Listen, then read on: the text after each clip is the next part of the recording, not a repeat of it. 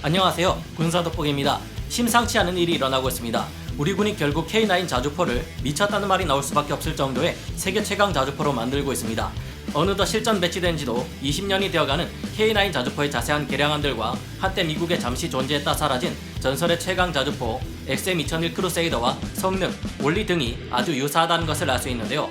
국방부가 발표했던 2016-2020 국방 중기 계획에 의한 K9 자주포의 개량은 말이 개량이지 껍데기만 K9이고 그 안에 모든 것들을 갈아엎다시피 하는 거의 새로운 자주포나 다름없을 정도입니다.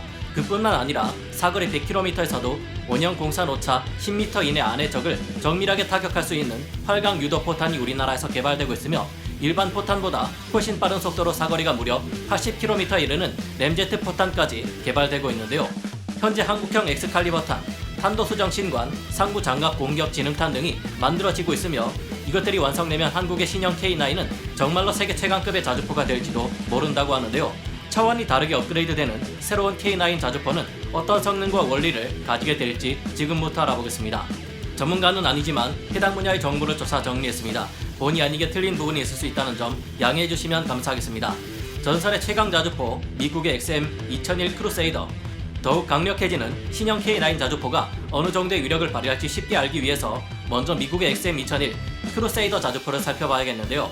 비운의 자주포라고도 불리는 미국의 XM2001 크루세이더는 미군이 현재 운용하고 있는 M109A6 팔라딘 자주포를 대체하기 위해 차세대 주력 자주포로 개발될 예정이었습니다. 80년대 이후가 되자 제3세계 국가들에서도 사거리 30km에서 40km에 이르는 야포와 자주포가 개발되었고 이에 자극받아 미국에서는 최강의 자주포를 내놓게 된 것인데요. 고기동 경량화로 대표되는 미군의 전장 환경의 변화 그리고 예산상의 문제로 취소된 이 비운의 자주포는 계획대로 제대로 개발되기만 했다면 당시의 현용 자주포 중 성능을 따라올 수 있을 만한 것이 없는 최강의 자주포가 될 예정이었습니다. XM2001 크루세이더 자주포의 설계상 특징은 거대한 포탑을 무인화하고 3명의 승무원을 차체 앞부분에 자동화된 조종실에 집중 배치한 것이라 할 수 있습니다. 승무원은 포반장, 포수, 조종수 등 3명으로 구성되고 완전 자동화된 장전장치로 장전을 하기 때문에 장전수는 필요 없게 된 것인데요. 3명의 승무원에게 각각 대형 컬러 다기능 디스플레이가 주어지며 사격 및 기동, 각종 전장 상황 정보, 자주포 시스템의 자가 진단 등에 관한 정보를 획득하고 관제를 수행할 수 있습니다.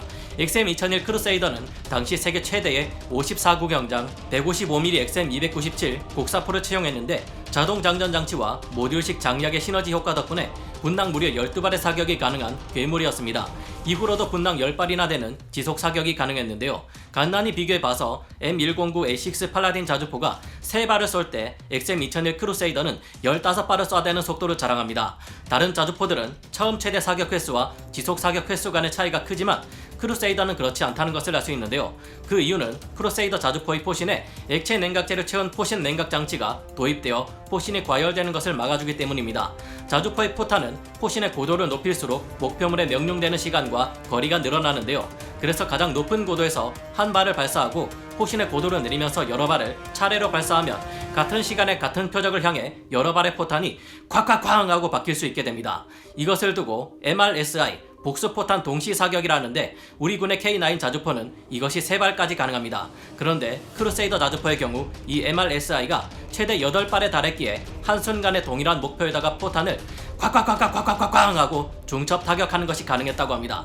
또한 대전차 차탄을 탑재한 M982 엑스칼리버 유도 포탄을 사용해 단독으로 무려 80km에서 100km 밖에 있는 적의 강력한 기갑 부대마저 무력화할 수 있었다는데요. 엑스칼리버 포탄은 자주포나 곡사포에서 발사하는 DPS, INS 유도 포탄으로 쏘고 나서 계속 유도해줄 필요가 없는 파이어 앤 포겟 방식의 사거리 연장 정밀 포탄입니다. 스마트탄의 대명사라 할 수 있는 이 포탄은 전투 상황에 따라 공중 폭발 모드, 지연 폭발 모드, 포인트 폭발 모드의 3가지 모드로 사용 가능합니다. 속도가 굉장히 빠르다는 것 또한 크루세이더 자주포의 강점 중 하나였습니다. 크루세이더 자주포는 1500마력짜리 가스터빈 엔진과 유압식 현가 장치를 조합해 노상에서 최대 속도 시속 67km를 낼 수 있었고 야지에서도 시속 48km의 속도를 낼 수 있었는데요. E8J 스타즈나 OH-58D 카이오와 헬기 같은 전장 정보 수집 체계로부터 데이터를 받아 목표 정보를 신속하게 분석할 수 있는 능력도 있었습니다.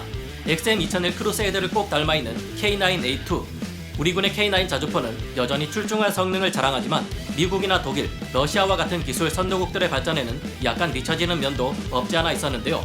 러시아의 투S-35 칼리차 SV와 같은 자주포들은 무인 자동화 기술이 적용되어 뛰어난 성능을 보여주고 있습니다. 우리 군에서도 이에 뒤처지지 않기 위해 대표적인 자주포인 K9을 업그레이드해 이에 맞서는데요. 2027년 이후 전력화될 K9A2는 위치 확인과 재원 계산, 방열, 송탄 및 장전, 신관 장입과 사격까지 거의 모든 과정이 자동화된 무인 포탑으로 구성되는 대대적인 변화를 거치게 됩니다. K9의 차대나 기동 체계는 그대로이지만 탄약 장전 장치의 구조가 바뀌게 되며 둔감 장약을 적용하고 장약 장전을 자동화시켜 현재 삼은건 최대 6발에서 8발을 발사하는 성능을 최대 10발에서 12발 발사하는 수준까지 끌어올릴 계획입니다. 이와 같은 업그레이드를 거치게 되면 구조나 원리, 목표로 하는 성능과 같은 것들이 미국에서 개발한 전설적인 자주포 XM2001 크루세이더의 것과 거의 동일할 정도입니다.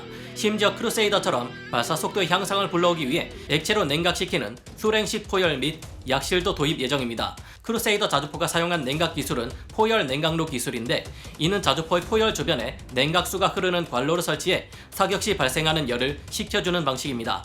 또 다른 방식으로 약실에 직접 냉각수를 분무해 온도를 낮추는 방식도 있는데요. 러시아의 투S-35 자주포에 사용된 방식이 이것입니다. K9A2는 이 두 가지의 냉각 방식 중 하나를 선택하거나 혼합 선택해 적용시키고 빠른 연사 속도를 지속시킬 수 있을 것으로 보입니다. 이외에 지속 사격 능력이 떨어지지 않도록 하기 위해 포신의 강선 내마모 코팅, 도금 기술을 적용하는데요. 또한 둔감형 모듈 장약을 사용해 지속적인 연사 속도를 더 높이게 됩니다.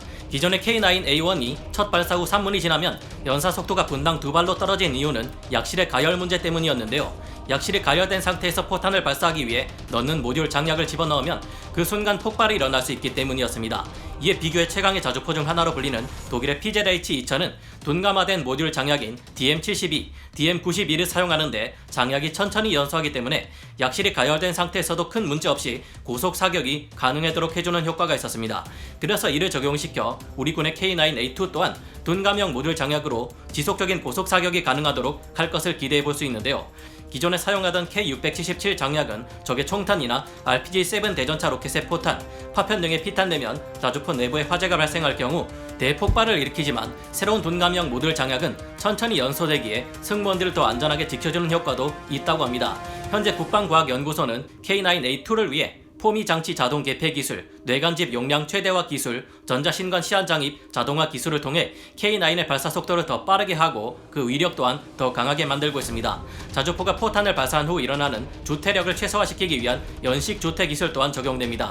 K9A2는 기존의 K9A1에 비해 발사 속도가 50% 이상 높아질 것으로 보이며, 시뮬레이션 결과 여러 성능 향상을 통해 전체 전투력을 3.19배 향상시키게 될 것으로 예측되고 있습니다. 원격 조종에 100km급의 활공탄을 발사하는 K9A3. 여기서 끝이 아니라 우리의 K9 자주포는 더 먼 미래를 바라보고 있습니다. K9A2 이후에 나오게 될 K9A3는 완전한 무인화를 통해 운용 병력 없이 원격 조종이 가능할 것으로 업계에서 판단하고 있다는데요. 이는 엄청난 시간 단축 효과와 정확한 작전 효율을 불러오게 될 것으로 예상됩니다. 현재는 포병 사격 지휘 시스템인 BTCS에서 자주포로 무전을 통해 목표물의 좌표와 정보 등을 알려주면 자주포에서 병사들이 이를 수신해 재원을 계산하고 신관을 세팅한 다음 장전, 발사하는 과정을 거쳐야 합니다. 하지만 원격 조종이 가능하다면 각종 레이더와 무인 정찰기 같은 C4I 체계로부터 상황 정보를 전달해주고 지휘 역할을 하는 BTCS에서 바로 원격으로 K9A3 자주포를 조종해 발사할 수 있게 될 겁니다. 이렇게 된다면 공격 수행까지 걸리는 시간을 크게 줄일 수 있으며 지휘소와 자주포를 운영하는 병사들 사이에 명령이 잘못 전달되는 오류를 최소화시킬 수 있을 겁니다. K9A3는 일반 포탄보다 훨씬 속도가 빠른 램제트 포탄은 물론 사거리가 100km 이르는 활강 유도 포탄으로 먼 거리에서도 외과 수술하듯이 정밀하게 목표물을 타격할 수 있을 것으로 보이는데요. 이미 국방과학연구소와 풍산이 함께 개발한 사정거리 100km급의 활공 유도포탄 GAM-155가 등장했기 때문에 조만간 우리 군의 자주포는 사정거리가 크게 늘어날 듯합니다. GAM-155 활강 유도포탄을 살펴보면 자세 제어를 위한 후방 조종 날개와 활공을 위한 전방 날개가 달려있는 것을 볼 수 있는데요. 이 장치들 덕분에 GAM-155는 목표물과 불과 10m 떨어진 곳을 타격할 수 있을 정도로 정확도가 뛰어났다고 합니다. 우리 군에서는 현재 이 외에도 한국형 엑스칼리버탄, 탄도수정신관, 상부 장갑 공격 지능탄을 사용하기 위해 만들고 있는 것을 보면 괜히 포방부, 화력 덕후라는 말이 나오는 게 아닌 듯한데요. 이 이후에 개발되는 차세대 자주포는 지능형 무인화가 가능할 것으로 보이며 사정거리가 100km에서 400km 이르는 레일건 및 레이저포, 사정거리가 무려 500km를 넘어가는 초장사정포 등이 될 것으로 보이지만 아직까지 밝혀진 것이 별로 없으니 추후에 자세한 내용이 밝혀지면 알려드리도록 하겠습니다. 지금도 세계에서 세 손가락 안에 드는 것이 우리의 K9 자주포인 것으로 알려져 있는데요. 앞으로 K9A2, K9A3가 나온다면 우리나라의 자주포는 세계 최강급의 자주포 중 하나가 될지도 모르겠습니다. K9의 업그레이드가 잘 이루어지길 바라며 오늘 군사 돋보기 여기서 마치겠습니다. 감사합니다. 영상을 재밌게 보셨다면 구독, 좋아요, 알림 설정 부탁드리겠습니다.